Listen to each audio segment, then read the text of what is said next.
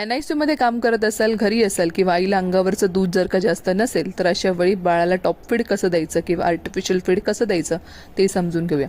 बाळाला असं अपराईट पोझिशनमध्ये घेऊन बसायचं. लक्षात घ्या, मानेला सपोर्ट देणं इम्पॉर्टंट आहे.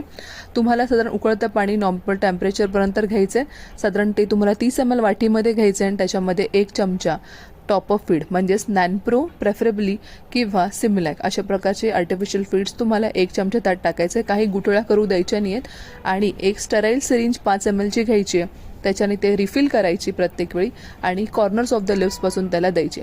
बेबी असे स्पीट आउट करतात बिकॉज त्यांना ती भूक लागलेली असे समजत नसतं. त्यामुळे तुम्हाला प्रॉपरली वाईप अप करायचं आहे. त्याच्याकडे लक्ष द्या. पुन्हा जर का तो मागत असेल तर पुन्हा तुम्ही फिडिंग द्या.